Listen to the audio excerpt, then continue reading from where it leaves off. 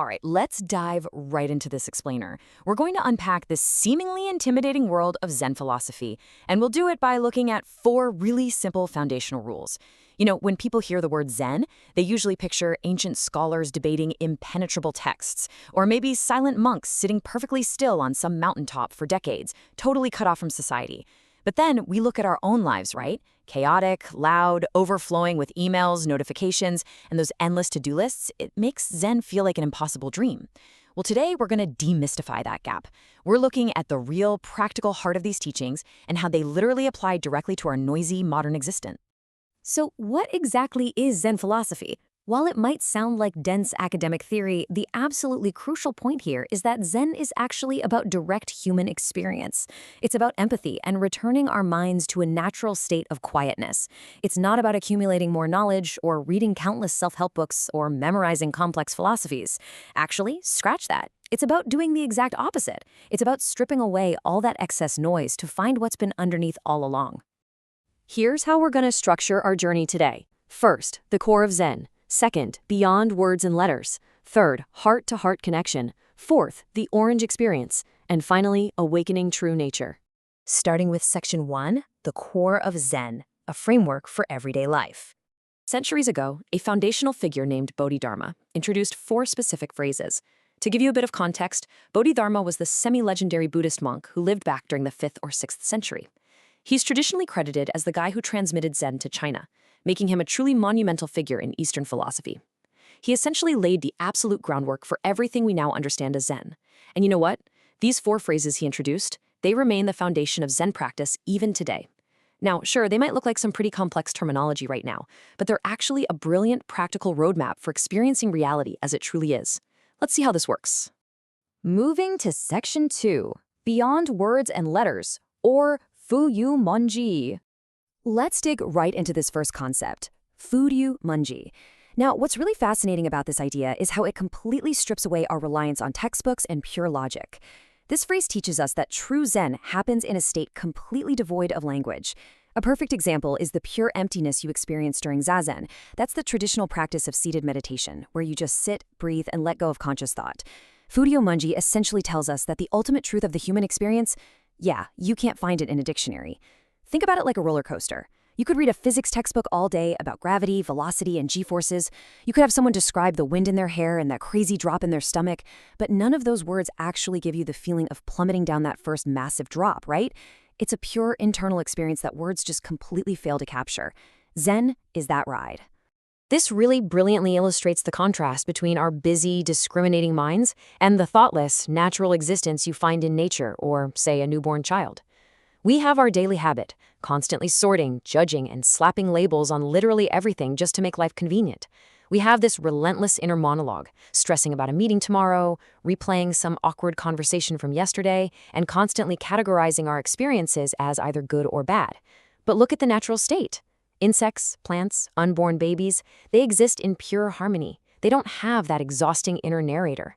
A tree isn't out there worrying about whether its leaves are growing symmetrically. An insect isn't stressed about its 5-year plan. They just exist, perfectly unified with nature. This is the natural state Zen is asking us to observe and ultimately return to. All right, Section 3, heart-to-heart connection, known as Kyoge betsuden. This concept builds directly on that last one, and it totally changes how we actually communicate and connect with the world around us. Because when we stop relying solely on words, something pretty amazing happens. Our thoughts and our physical senses unify, allowing us to identify completely with nature, the mountains, the rivers, the trees. We realize we aren't these isolated individuals separated from our environment, but rather an integral part of the whole ecosystem. I mean, have you ever stood in front of a vast crashing ocean or looked out from the peak of a massive mountain and suddenly felt your own inner chatter just completely disappear? In those moments of awe, you aren't defining the mountain with language, you're just experiencing it. You're completely present with it. And that is the absolute essence of Kyoge betsuden. Realizing that true understanding exists way beyond the curriculum of human language. This creates a state known as ninshin. It means we communicate not through logical arguments or endless debate, but through a direct, heart-to-heart empathy. It's that profound, unspoken mutual understanding that can pass between two people in perfect sync. You've almost certainly experienced this in your own life. Just think about catching the eye of your best friend from across a crowded, noisy room when something funny happens. You don't need to shout across the room or shoot them a text. With just a single look, you both instantly know exactly what the other is thinking, and you both start smiling. That instantaneous, wordless connection, that's Isshin Dinshin in action. On to Section 4, the orange experience, or Jikishi ninshin. To really grasp this one, we're going to use a highly relatable sensory example. Jikishi ninshin tells us that true understanding comes directly from physical intuition, meaning you have to actually feel something to know it. You can't just intellectualize life from the sidelines, you've got to dive in and experience it with your own body. It's essentially a call to action, demanding that we stop theorizing about life and start actually living it through our physical senses. Imagine trying to explain the exact sweetness of an orange mixed with perfectly soft, chewy mochi to someone who has never, ever tasted it.